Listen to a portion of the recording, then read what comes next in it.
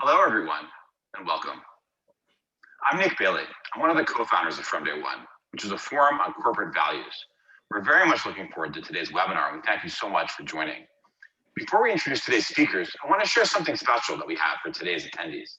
One of our monthly virtual conferences is coming up in about a week and a half, 2 weeks, September 15th on Wednesday, and is titled New Ideas and Tactics for Successful Diversity Recruiting. This is a very pressing concern for talent recruitment leaders competing for top talent in a growing market for job seekers. And thanks to our partners, and especially to today's sponsor, we have complimentary VIP tickets available for those who joined today's webinar. That's you. I'm putting a link in the chat right now. You'll want to take advantage of this if you can, because the regular price for our conference tickets is $149. And with this link for attendees of this webinar today, you'll actually get a free VIP ticket that gets you into the whole day's activities. And I'm posting that link in chat right now, and that's hosted on our Hopin platform.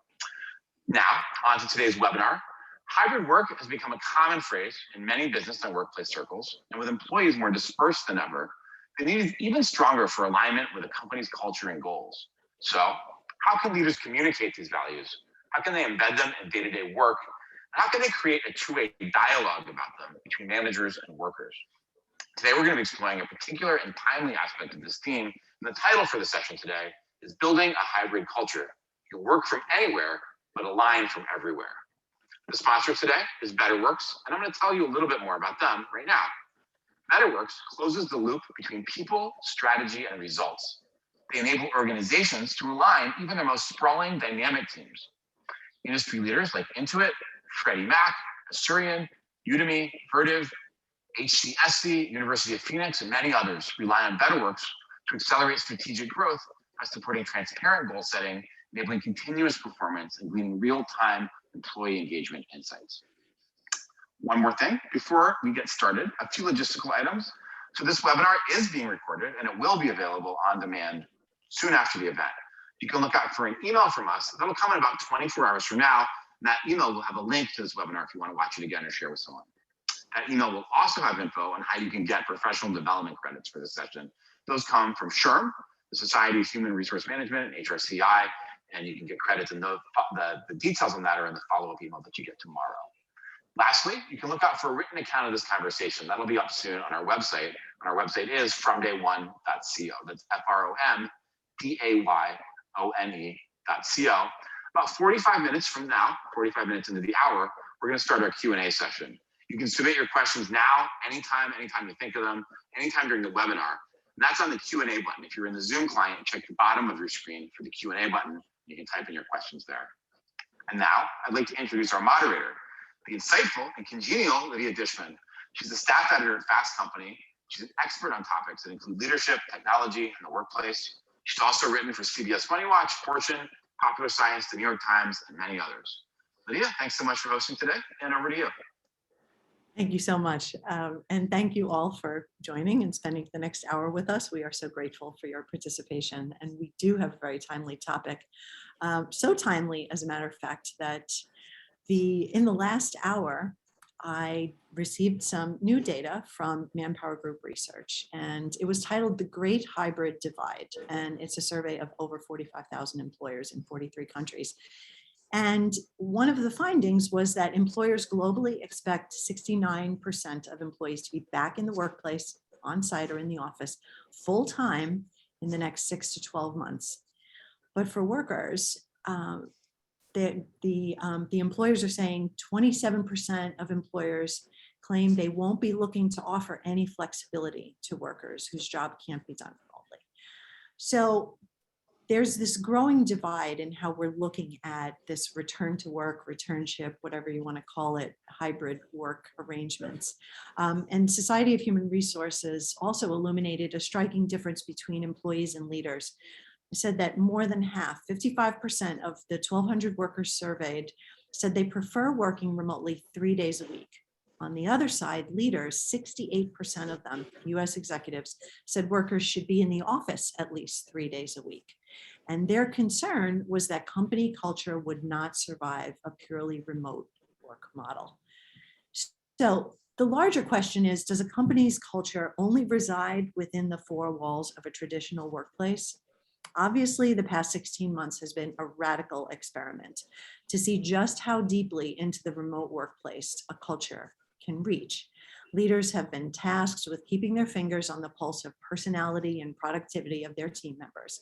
And everyone has learned, we hope, some level of empathy that these times require. Beyond that, a company's mission, vision, and values, some of the building blocks of its culture, have had to be communicated in very different ways. And the ripple effect, how people are expected to behave, how they are treated as humans and as workers, and how they collaborate have understandably had to shift. And this too has an impact on the culture. So do we have the answers yet? No. What we do have is this ongoing dialogue that we hope to add to today with this webinar. So without further ado, I'm going to ask my panelists to introduce themselves, tell us briefly how your organization is structuring its hybrid workforce. Joy, why don't we start with you? Hello. Black & Veatch has really decided to embrace the hybrid workplace. We found that during the pandemic, when we were forced to work remotely, that we really didn't miss a beat as far as productivity. So as we began to prepare to come back from the office, we are not requiring any employee to come back full time. We have what is called a resident employee, that would be 4 days a week, and that would be the most that they would be in the office. And we have a flex, which would be 2 to 3 days, and then we have mobile and virtual as well if you're nowhere near an office. So, and the company is actually thriving. We did a lot of feedback with our employees, and this is what they want. Great. Madhu. Hello, Lydia. First of all, thanks for having me here, and it's great to be talking to you all. And so a quick introduction about myself. I head the talent function for the TCS Microsoft Business Unit. TCS stands for Tata Consultancy Services. And as part of my role, I'm responsible for hiring, talent development, engaging, and retention. I mean, the end-to-end, you can imagine that. And that's what, intrigued me to this topic on, hybrid work models. And a little bit about, what my organization is trying to do. I think long back, almost 24 months back when the pandemic struck, almost a month from the time the pandemic struck. And for this, you need to know a little bit about my organization. We are a 500,000 people company with, people from 155 nationalities, and present in 46 countries. Yeah. So we managed to bring 95% of the working population to be working remotely. And my deepest respects for the senior management here, the executives, quickly who came up with what we call the SBWS, right? And secure borderless workspaces. So that's what we called it. And back then, with a lot of foresight, it was decided that by the year 2025, only 25% of TCS employees will be working from office at any given point in time. And as far as each associate is concerned, they will not be spending more than 25% of their time working from office. So I will leave that there while the rest of my colleagues here introduce themselves, and we'll talk a little bit more about that later. Yeah, fascinating, and dispersed across all those countries as well, not just the size of the workforce. It's incredible. Doug, how about you next? So Doug Dennerline, I'm the CEO of Betterworks, and really what we're trying to do here is redesign the performance management process that has been around for 70 years, the annual review process, and make it something more lightweight, more continuous, and something that meets the needs of today's workforce. But we put OKRs, objective and key results, at the center of that conversation. And through this environment, I'm an ex-executive of Cisco Systems, and I'm also the ex-president of Success Factors. I had that. I want my leadership team to be in the headquarters with me. I've completely changed that attitude, and I've gone 180 degrees away from that. We are a remote first culture. My whole goal in life is to hire the best talent I can find, no matter where you live. And that's been incredibly eye-opening in the last 16 months to find this amazing talent that doesn't live in Silicon Valley. And so we're really trying to make it so that, we say to people, it's remote first, but those teams that need to get together, they'll learn from each other. That makes sense. We do have office locations, mostly, more like WeWork kind of environments where teams will work together through a scheduling process where they can get together and work together and learn from each other in those processes, but no more than 3 days a week. And many of us will be remote all the time. So that's what we're doing here. Okay. Nick, over to you. Yeah, thank you. Nick Allen from Gensler. So Gensler is a global design firm. And, the experience that we've been going through has been quite extraordinary over the past year. I'm the regional talent development leader within Gensler. And so the perspective is one from what are we doing within our own firm, but then also the guidance that we're helping to provide for those companies that we're working with. So workplaces that are thinking about how do I reimagine what my workplace is? How do I redesign that space? How do I think about the interaction between home and work? What does that look like now? And so it's been interesting that, and I'm not directly involved in those conversations. That's more of our designers and consultants that have reshifted their focus. But hearing that conversation and then thinking about what does that mean for us internally has been really interesting. Because obviously there's a really strong blend there, and using our own office as almost a lab to test out different kind of scenarios and play around, right? It's almost like it's been a very unique experience to think about what really is the purpose of the office and how does it interact with the larger kind of workplace that's been now generated, and test different models. I would say for us, the stance that we've taken specifically on hybrid, where definitely flexibility remains a really top focus. We were moving towards a hybrid environment where we were really encouraging team members to be in the office and then, in a blend with hybrid. But I think especially with how things have shifted with the Delta variant coming up, we've eased back a little bit from that. We're making safety is obviously our number one priority. Even we're requiring that if you come in the office, even vaccinated, you need to be wearing a mask and follow good safety protocols as we're going through that. And people have different demands at home and at work. So it's difficult right now to come up with a really specific expectation or hybrid kind of policy. I would say right now we're in a state of like testing, experimenting, kind of in a fun way, and flexibility. Yeah.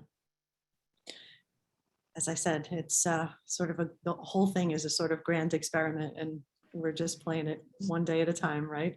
And see what the next day holds. Last but not least, Sarah. Thank you. Sarah Waltman. I lead talent management for Dentsply Sirona.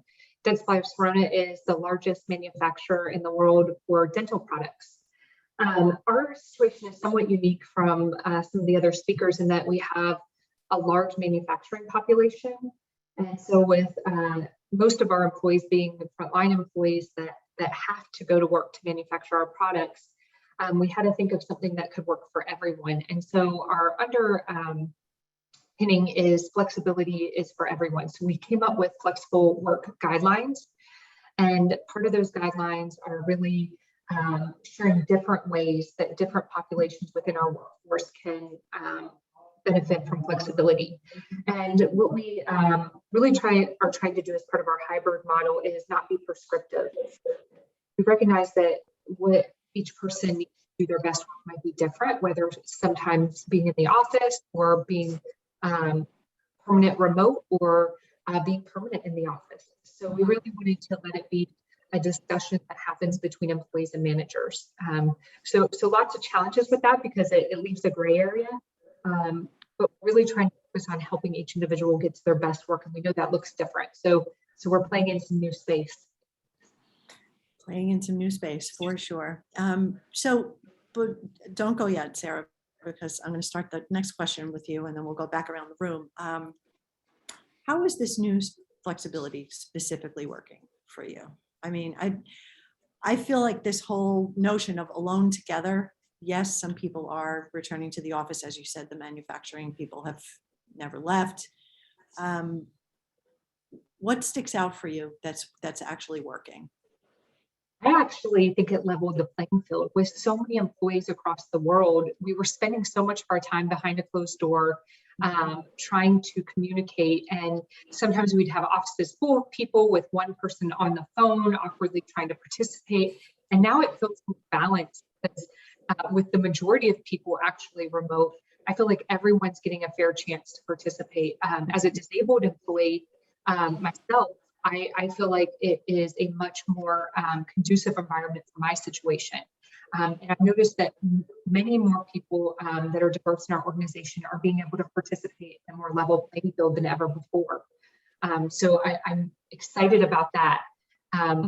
What's not working is there's always people who want the prescription, the exact step-by-step to what you should do, and every employee has to be treated the exact same. And so for that side of our employee needs, it's difficult because situations are so different and ever changing. Well, yeah, there's something to be said for the equity of tiny squares on Zoom. Everybody gets the same size square, Exactly. rather than sitting around the conference room table where there was, and you all may have heard me say this before, audience members, bear with me. The conference room always had the hierarchy, who sat at the table, who was relegated to the windowsills or the floor even. So that is not quite the same as it used to be. Joy, what's working for you? Tell me. I think because we really did a lot of engagement surveys and really reached out to our professionals, that's what we call our employees, our professionals, early on, we have not seen the level of turnover that you keep hearing about, the great turnover and the turnover tsunami. We are not experiencing that. We are experiencing the war on talent. It's very hard to find the additional talent we need. And so I do believe providing the flexibility right away, embracing the new way of working, we have gotten such positive feedback on the ability to balance this whole situation, the working parent, those that are immunocompromised, and all of that, I believe, has really played into us being able to retain the talent and have a lower turnover rate than what a lot of our competitors and other people are experiencing. And this is making your job easier? On the retention side, yes. On the hiring side, we are challenged, just like most people, I believe. Okay. Madhu, what about you? Yeah, so Lydia, your question is more on the personal front, right? How has this worked for me? Yes, personal, for sure. So, yes, so I was collecting my thoughts and I thought two things have really worked well for me. One is just a while back, you were talking about how our workplace is, right? About how you were able to look at where we are connecting from, what our workplace looks like. So I have personally enjoyed, curating my own workplace, if I can put it that way. I've been a yoga practitioner for the last 10 years. And I could actually, you will not believe this, but I actually sit down on the floor, cross-legged, with a short table. Okay. Helps with my fitness, helps with my spine, health and whatnot. So I would love to work like that. Nobody gave me that option for the last over a decade that I've been working in office, right? So, this thing of, making my workplace myself. Yes, we could all design our work desk, but nothing like this, nothing came so close. So that's, I think, point number one. I could just walk in, get my coffee, maybe have my lunch. So many more brown bag sessions, right? So all of that. And the second point that completely works in favor of, this flexibility is I have a toddler daughter who's 3 years old. And for the last 2 years, I have been so close to her, watching, every step of her development. So to Joy's point about, parents, working parents, right? So I think that's a silver lining, if at all there was one, right, about the pandemic. The 2 points not in favor personally for me. One is I'm a big foodie, and I used to love and enjoy these offsites and lunch meetings and going out for lunch with my team. I'm a big people person like that, so I completely missed that part. The joy of actually driving down to office, which was my me time. I actually miss it. Not only that travel, but also I used to be traveling across the world, to meet associates and customers. And I actually miss that. And when things are better, I think that will be the first one that I'll get back to probably. Yeah, I've heard a lot of people talking about reinstating the commute and having it be the fake commute, just to sort of get yourself from one place to another, to give your mental transition, the ability to take hold, and a little bit of separation especially if you're sitting in your house all day. Madhu was talking about design, so I'm thinking about Nick now to come to next. And how are you? How is this working for you? What have you designed for yourself? Besides my own personal workspace here, which, by the way, I feel like I definitely need to get on a lower table here and get into it. I know I could definitely use that. I love that idea, actually. Go for it. But what I'm going to highlight, it's actually really timely for this conversation, because I just got an email about an hour or two ago that's publishing our global workplace summer survey. That we did a really intense survey to help understand from a worker perspective, just in general, across many industries, what are we seeing as some of the trends? Because there is such a split. There's a dichotomy in life. What is really where do people want to be, at home or in the office or hybrid, and redefining the purpose of it. So this actually was striking. I thought I would just share this instead of, there's my personal viewpoints, but I found this really interesting, is that, and it splits it between top performing companies and those that are not top performing companies. And that's obviously, it's interesting to see where the differentiators are there. And those that are part of top performing companies, there's an overwhelming difference between those and those that are not, in wanting to use the physical office for thinking and ideating work, and also for deep concentration work, which I find interesting. Here's something that's really interesting, is the ones that are top performing companies compared to the others.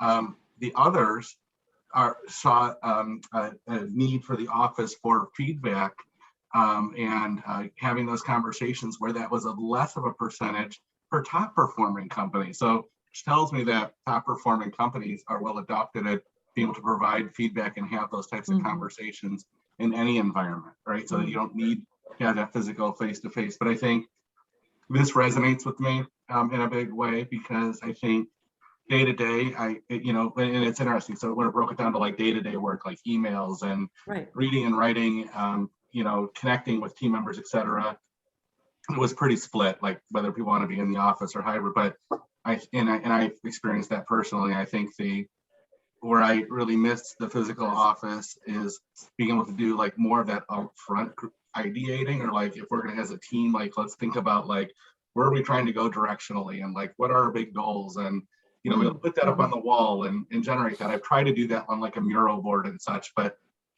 it's just not the same as when like you're in person, you have that energy of people. So I find it really interesting to look at this and also reflect on my own personal experience, to say that there's certain things that, from a purpose, like I went in the office, it needs to be with purpose. There's some things that there's really good purpose on why you would go into the office at different stages of maybe team development, project development, et cetera. Whereas other parts where it really doesn't matter where you're at. And I think it's just a really interesting take on it. Yeah, sure. Doug. It's interesting, probably age related, but I have traveled for the last 35 years, something like 200,000 miles a year, even more in many cases. And we'll just call you George Clooney now, up in the air. You're exactly. the Million Mile Club. I have millions of miles, no question. Is to be able to take all that time where I was gone and traveling, that is, I guess, a little bit of me time, but to be a CEO and be able to reach out to people more consistently over Zoom, if you will. I do 5 to 10 one-on-ones every week with people somewhere in the organization. I don't even ask permission of the manager. I just schedule these, skip level conversations with people. And I find out amazing insights into what's going on in the company. I tell people, as a CEO, you can't fix what's broken if you don't know it's broken. And so to get those level of insights has been pretty phenomenal. And I think early in career, it's people are suffering where they want to learn. They want some of that energy. They want to go for drinks after work and they want to hang out, are suffering much more than boomers like me who've been through that experience. And I feel like I'm more productive in this environment than I was previously. Mm-hmm. I read a stat that indicates that Gen Z is actually the most eager to have a full return to the office. Yeah. But, it's interesting, Doug, that you said about the one-on-ones, because I know that, a lot of organizations are doing various forms of that, pulse surveys or actual one-on-ones like you are. What are you learning? What are they telling you? Especially when you're talking about hybrid work situations. Yeah. Well, I'm one of those people that I get people to tell me things they probably wouldn't otherwise tell you. I'm a very trusting CEO. So I get people that are really compelled to say, this team isn't being effective, or this isn't working in the company. There's some things I think we could do. One of the examples is we made a change because right when this thing first happened, everybody was living in Zoom literally all day long. And so we instituted a thing that said, we want meetings to be more efficient because we're in too many of them. So make them 30 minutes, not an hour. Mm-hmm. Start them with some empathy, learning about something from each other, and then get to the business point. But only do 2 of those. So an hour worth of Zoom, and then you required to take a 30-minute break from Zoom. Get some work done, and then do another Zoom. So, you learn things about what you need to change culturally that are fitting the times. And we used to do weekly, all company, all hands. And well, we got fatigued on that, and we had to not make them weekly. We went to monthly, and all those insights came from talking to people inside the organization. And doing our product actually has a pulsing capability built into it too. So we use our own product to find out how people are feeling on a regular basis as well. Yeah, well, Zoom fatigue is still real. And I think we've learned to navigate, I think, a little bit better about, feeling comfortable keeping the camera off. Obviously, here we are on Zoom with all our cameras on, but yeah, there's just more of the learn as you go.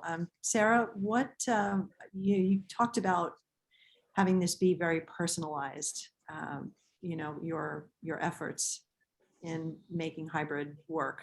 So what was bubbling up from the workforce there? Yeah, I think it's the unique needs when we would try to make a decision globally or even locally for one of our locations to when we should open, or we found that it was almost impossible because of the ever-changing local effects of COVID. And in that, we really began to think, what are we trying to achieve here? Well, we want everyone to be able to do their best work. So we really, instead of, mandating or coming out with a memo that on X date, everyone needs to return to the office, we started coaching our managers in how to have conversations with their employees to figure out what's the delta between where people are today and what their best work would be. And how can we best support them? How can we be most helpful as a manager through this situation? And multiple different things came out from our working parents. It might be, different start and end times or longer breaks.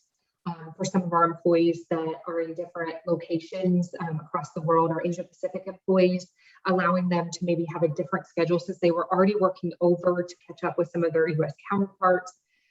For manufacturing employees, we found that we used to enforce taking 8 hours of vacation time in a chunk. And now we realize that 1 hour at a time, if they have to go to a doctor's appointment or family member somewhere, was very helpful. So just by making that simple tweak for our manufacturing side, we were able to offer a lot of flexibility to them that they didn't have in the past, and it's a win for us as well, because now we don't have to have someone cover for 8 hours. We only have to have coverage for 1 hour.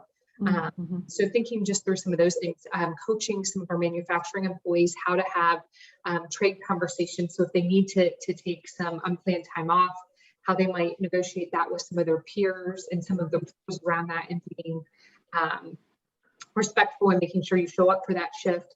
Just some of that allowed us to think about flexibility even outside of our professional or office setting. Well, I'm glad you mentioned coaching, because that's really been on my mind lately, is because we don't have examples to follow, we have no templates, we have no roadmap.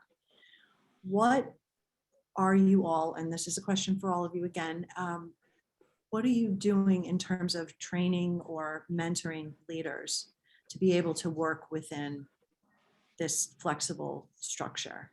And more importantly, to make sure that everybody feels included. Yes, we have an equitable playing field, theoretically. What does that look like? Joy, let's start with you on this one. That has been a challenge, I will tell you, is to how do you reinstate the talent development in a remote environment? And what we have done is actually opened up the content to be able for our professionals to access it when they want to, when it works for them on their time. And we are looking, and I think we're going to go with that this year, at providing each person or each professional with their own personal development budget. So we're currently in our budget season. And that is one of the things we've heard that people want.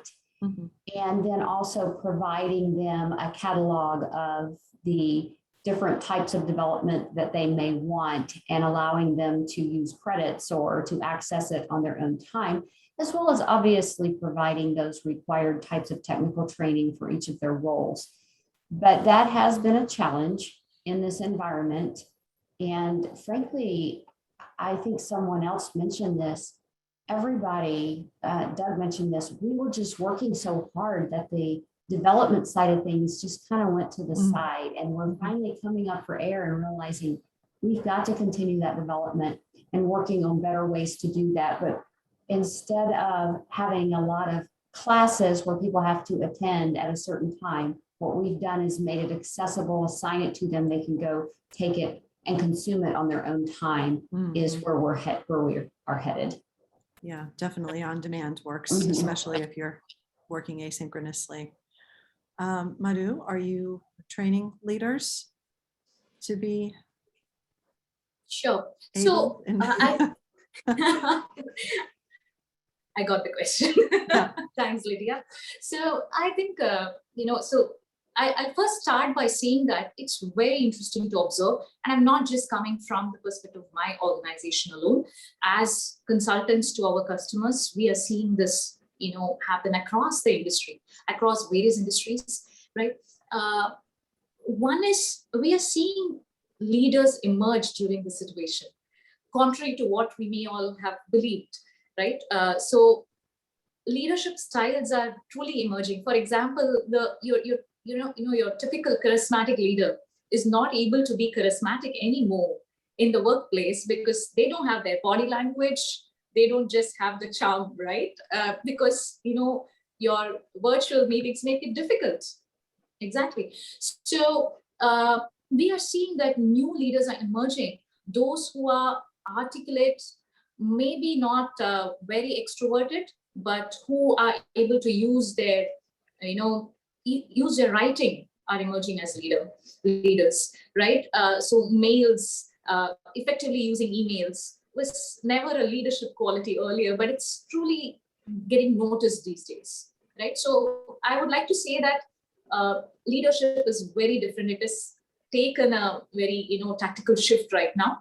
Mm-hmm. And then the other thing is what we tell leaders, including in our customer organizations, to keep it effective is humanize, right? Share about your difficulties with your team. Doesn't make you any less of a leader. Humanize so that the team knows that this is not someone sitting in their high horses, right? This is an individual who's trying to make things work for me along with me. So humanize. And what we've also seen is same leaders working with the same set of team members. The moment we all moved to the remote working model, started to reduce the level of trust. Mm. So trust them more, right? So look at your team members as though you're meeting them all over again, and trust them more, and they're delegating less. Mm. So managers typically in organizations are suffering due to, pressure and stress, because we're seeing that there is a high percentage of managers who are co-attending meetings with their team members. So what does that tell us? Less trust, less ability to delegate. And these are not, managers who became managers overnight. Sure. They were always dealing with the same set of people, but just that, what they say about, not being around, right? That being absent and not being in front of you, it plays a role. It subconsciously, I think, plays a role. So we are consciously asking managers to take these steps, what they would have done, very instinctively earlier. We are asking them to now think through and actually consciously do that, right? So I mentioned about humanizing, I mentioned about the trust and the delegation, the ability to delegate. And then definitely we prescribe for managers to really take time off and do not feel indispensable, right? So, and we need to tell that all over again, even for those who used to have annual vacations, they suddenly stopped doing that. Yes, of course, the pandemic was one reason, but also when they're able to take some vacations or even do a staycation, they're not choosing to do so. So we are consciously advising them to do that. So if you ask me, it's not as much training as it is to just reminding them of who they used to be, and do that all over again, just that in a different environment. Yes, I'm sure that it bears repeating, because people do forget when they get in the zone, and they do have the incredible amount of focus time if they are working remotely. Doug, you're, as the chief, are you training people, or are you leading by example, or a little bit of both? Yeah, I mean, maybe a little bit of a shameless commercial here for Betterworks, but we actually use our own application. Okay. Every quarter we publish the top company goals, the 3 or 4 things that are really important that the whole organization knows that we need to get done. And then every manager looks up at those top company goals. They work their team with individual teams. They go, well, if that's what the company's trying to accomplish, what goals do you and I want to commit to? But always one of those is a personal goal. So who are you? Who do you want to be inside the organization? How can I help you get there? We have links to learning applications, so you can choose a couple of classes and make that your KR. Your key result is to take these 2 classes to help you move forward. And then more importantly, the other side of OKRs is these things called CFRs, or conversations, feedback, and recognition. So in the middle of the quarter, there's a formal conversation between manager and employee, and at the end of the quarter, there's another formal conversation. And it's like, the conversation is, how are you doing against your goals? Have you had any roadblocks? How can I help you lower those roadblocks if you have any? And how can I help you achieve what you want to achieve in the company? So we have a culture really led by feedback as well. Lydia, I mean, we really want people to be brave enough to actually give real feedback to people that tries to help them. And we do that in the form of the questions that are inside the application. So they really kind of have to put something down that says, what's an area this person could improve on? And then we also have a culture of asking each other for feedback and then getting true feedback as well.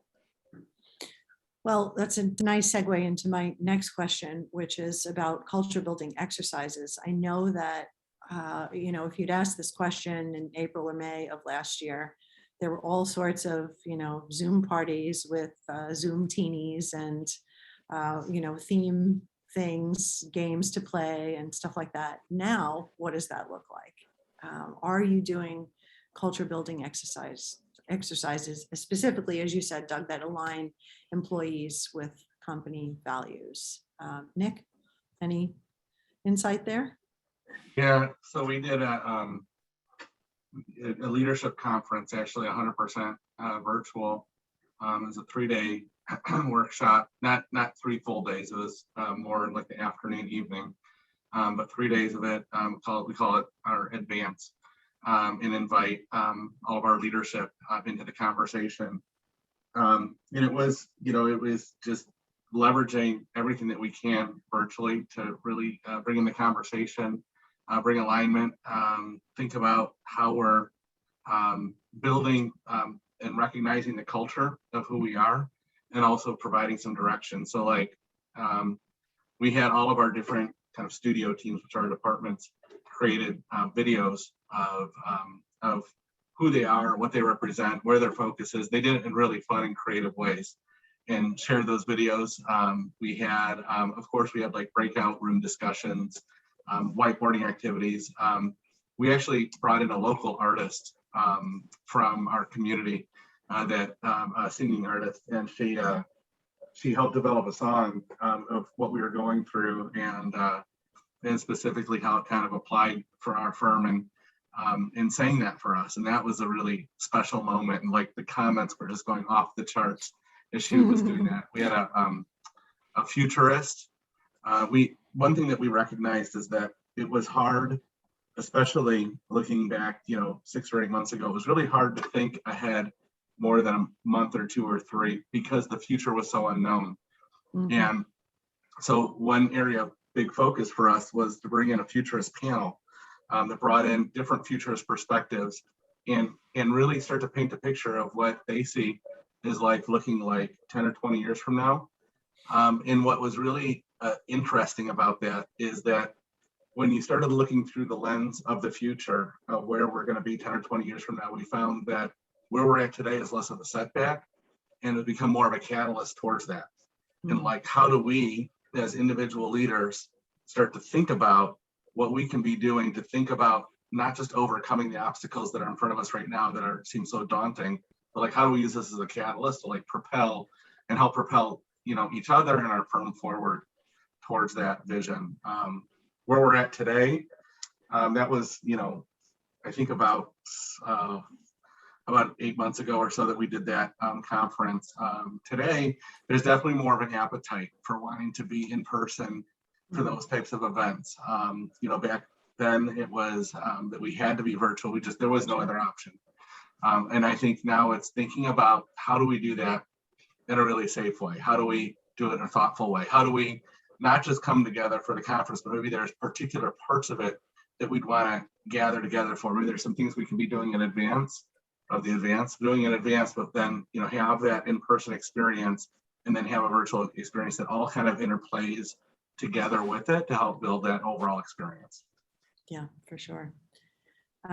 We are getting a ton of questions from the audience. So let me just ask you if someone else wants to chime in real quick with a culture building exercise before I have Nick come and do his station identification. Doug? Well, we've done kind of a fun thing. So we publish we have 4 values that we publish, and we do them as OKRs. So there's 4 O's as our values. And then we made emojis out of each of those, and we put them in Slack. And so we do a lot of recognition through giving somebody, nice. On a comment, recognizing. And then at our all hands meetings, we do company recognition. And then the recognition is tied to one of the corporate values. Oh, okay. I know that a lot of people are using Slack emojis to kind of humanize their communication, but this is next level stuff here. So, okay, Nick, you're next, and then we'll go to audience Q&A. Sure. Hi, this is Nick Bailey. Thanks to everyone again who's participating. Today's session is called Building a Hybrid Culture, Work from Anywhere, but Align from Everywhere. And thanks again to you and our sponsor, Betterworks. Once again, in case you missed it right at the top of the hour, I'm going to share something special that we have for attendees of today's webinar. That's you. One of our monthly virtual conferences is coming up on Wednesday, September 15th. Our next one is titled New Ideas and Tactics for Successful Diversity Recruiting. And thanks again to today's sponsor, we are able to offer a complimentary VIP ticket to those of you participating today. These are normally $149. So this is a moment that you can grab one while you can. And I placed that link in the chat again. So check the chat in Zoom, and you will see the link to a complimentary ticket for our September 15th virtual conference. Now we're going to take questions from the audience. You can submit them by hitting the Q&A button at the bottom of your Zoom client. We have a few already, and we have time for more. So I would love to hear from all of you, and I'll turn it back to Lydia to start our Q&A. Great, thank you so much. Yes, we do have a lot of Q&A coming through. I just wanted to reiterate, if you have questions for specific panelists, the best thing to do would be to reach out to them through their organizations or via LinkedIn so that you can get your question answered very specifically, because we want to answer as many of the more general questions as we can. Anita asks, will we be sent the recording? Yes, the recording will be available in 24 hours, emailed to you. Okay, so first one is interesting. How are people dealing with the politics of some senior leaders wanting to be in the office while other department heads don't? Does that create multiple cultures within the company? Very good question. Who would like to raise their hand and take a stab at that one? Sarah? I can definitely take a stab. I would answer yes, it definitely does create some challenges. There are some leaders that feel that there are needs for their team to be in the office, and other leaders that are more open to any type of their employees. I think what we have found helpful is to really continue that focus on, you have to discuss and you have to look at each employee's needs. Because some of our employees may have needs that we're not aware of, whether it's different family members that are home that might be high risk, or childcare that they need to tend to, and it might not be as easy to plan as it has been in the past. So we've just continued the coaching, but I cannot sit here and say that it's perfect and foolproof. There always is situations where one is expected to be in the office and others have more flexibility. So we're trying to coach through that.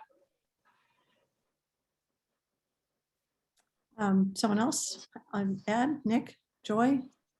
Yeah. You duke it out. I can share that we definitely have that conundrum as well. And one of the things that really helped us is when the CEO made it very clear that we are going to be a company that embraces flexibility. And so we have that leadership shadow that we were able to point back to. So if you can get that in your organization so that the leadership in the organization, the top leadership, sets the guiding principle, the way we're going to go, then that can help. And that really did kind of level the playing field with this person that wanted everybody in every day and this one that wanted everybody remote. But that's a real problem. I can empathize. Nick, your thoughts? I was going to say, as much as we can lean on data to help support the argument is helpful. And what are the things that matter most to your top leadership? And then finding data that either supports or kind of negates some of the arguments is really helpful. So I know for us, like retaining top talent is something that is, and probably for a lot of companies, is a critical focus. And so what are that key talent? So trying to collect, generalize, and understand what some of the data that we're getting on that front end from our recruiters, what they're hearing from candidates, what are some of the key questions they're asking, what seems to really matter to them when speaking in regards to the current remote workforce or hybrid environment. What are our competitors doing? Those that are where most of our talent would attrit to. What are some of those competitors doing? Trying to keep a pulse on that as much as you can. And of course, just anything that we can keep a pulse on just the current workforce. We have a workplace survey that we administered internally twice that we've done and use that data to also help inform some decision-making for leadership. So I know there's a lot of different opinions on what is the best way to work, and being able to lean on some of those larger data points, I think is particularly helpful, whether it supports your personal argument or not. It really helps, I think, then to really show up in a really intentional way, in an impactful way with leadership to say, and be the voice of what you're hearing and what you're seeing. Madhu, you want to add? Yes, sure. What I was particularly wanting to add here was that one way to avoid that presenteeism, right? If we could, and not only that, that's the negative aspect to that, right? The positive aspect is inclusion, right? Especially for organizations that have a cross-border presence. And truly being hybrid is a team should be able to have people from across several countries, right? Depending on the true talent that they bring and the true value that they bring to the table. And the best way to do that is for any organization that wants to move hybrid to have a very end-to-end thought through digital workplace, right? There should be, everybody should democratically be able to connect to leaders, and that the digital workplace strategy may be something as simple as the tools, right? Tools to connect with each other, or having the right access to know who's who within the organization, so on and so forth. So I feel every organization needs to really think through how are they going to really connect their workplace, connect working and actually working, right? And become a modern workplace. So in fact, smaller size organizations have been able to effectively do this. Large organizations have a little bit of homework to do there, but we have great examples. Lydia, you mentioned the Manpower group right at the beginning, and TCS, my organization, helped Manpower group get into the secure borderless workspaces with 98% of their associates working from through the SBWS model. So it's certainly possible for larger organizations, but I think they need to think now. So just wanted to add that. Yeah, for sure. Interesting that we have a question that is very similar to one that I've already posed to you about training managers. This attendee says, I work in L&D and have heard a ton of theory on hybrid work, but very few concrete examples of skills that are being focused on or programs that are being adopted to make this transition successful. What are they teaching their people? How are they empowering people to align from everywhere? So to Madhu's point, she was talking about trust, and so that people feel like they can delegate, but we're still talking about skills. What are they teaching their people? How are they empowering them? So I've got a lot of mics off. So who wants to go? Sarah? Well, one example, I think Doug? one example.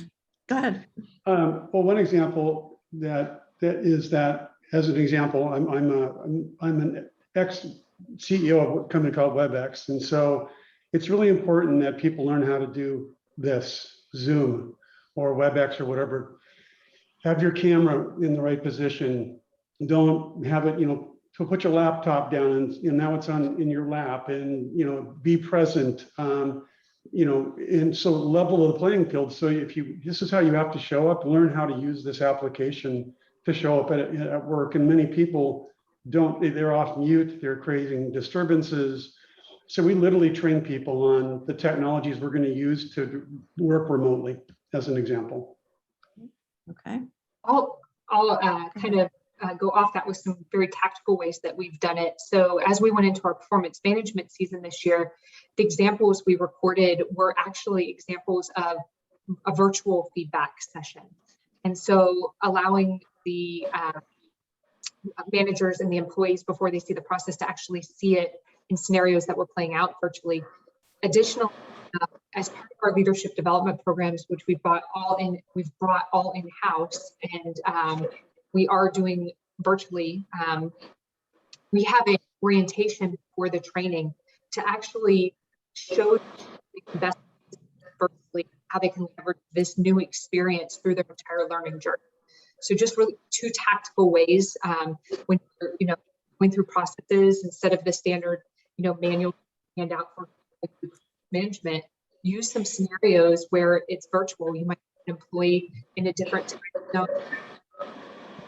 situation where you are sitting in person, but we knew that our employees would be remote during that season, and we did them remote.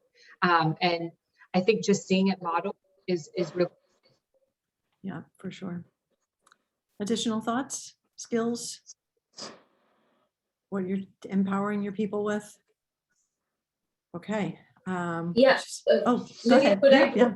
Go for it. Yes, I was not sure if somebody had raised their hand, so I was waiting. So I just wanted to add 2 points there. One is we are certainly finding the need for people to know how to manage their time better. So I'm seeing companies do a lot of workshops around managing time, right? How to manage your time better. So I think that's a key skill right now, because it's truly cutting across your personal, what takes your personal time, and also, your role. So how to manage your time effectively and be very, very conscious about what's taking away your time. That's point number 1. And 2, very, very key. And this almost relates to what Doug mentioned earlier. Doug mentioned about tools, right? Mhm. The other very closely related point is security. Mm. So especially when people are working remotely, how do they ensure information security, data security, and cyber security, right? And we didn't have to worry about this earlier when everybody came into workplaces. But now it's become very important, and it's very important whether you're working in technology or not, IT or not. I think it's very important for everybody to have a basic understanding of security, especially cyber security. Yeah, for sure. That's, you can't control what you can't see if you're not all in the same space. And what does that look like? Very important. We always get questions about Zoom fatigue. And obviously, now that we're months and months into this experiment, I'm not surprised to see that Kate is asking best ways to combat Zoom fatigue. Lots of our teams are constantly on calls as their roles are highly collaborative and find that it can be exhausting. So any tips for Zoom fatigue? Other than just stop the Zooms?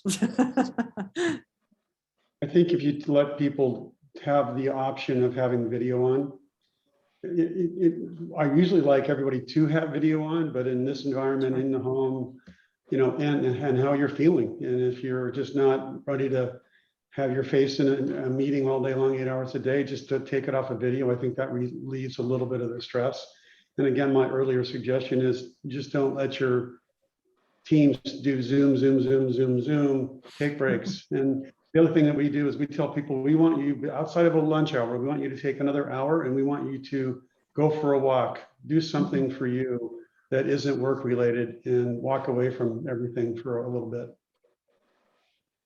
Nick, you wanted to add? Yeah, we did a workshop about a year ago called Building Resilience in Difficult Times. And it was a really powerful activity where people got to really express the emotions that they were going through and different ways that they were finding to overcome just overall the pressure of what we were feeling with the world around us, the unknown, and then like the Zoom fatigue, etc. And a lot of it was not, I would say, earth shattering in what they came up with, but some of what Doug just highlighted around the taking the opportunity that, the downside of being 100% remote is that you have Zoom and you have the Zoom fatigue. The upside, the other opportunity of that is that you can integrate life into your workday more than it being compartmentalized, right? And so taking that time to go do like, oh, I have 20 minutes before my next meeting starts, I can go do a walk around my block, or picking up a hobby.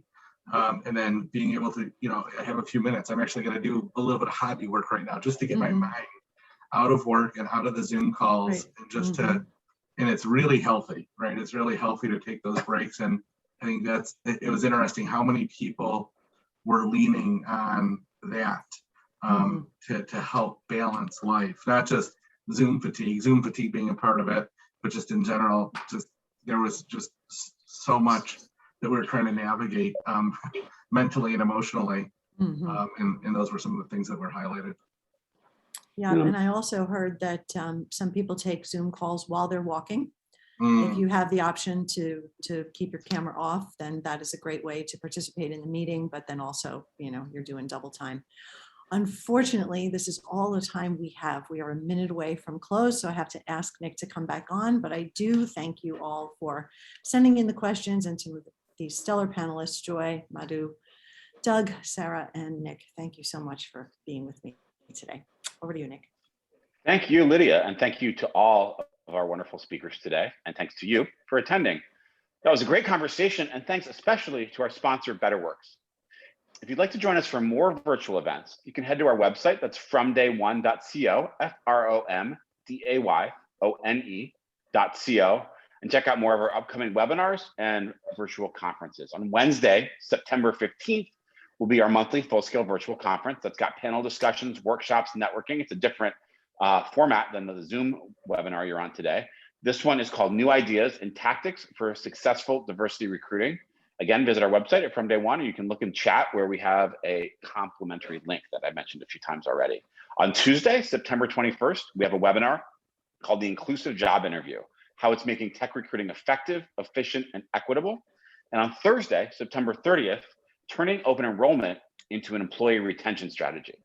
All of those can be found on our website, fromday1.co. Thanks again for coming today, and we'll see you next time.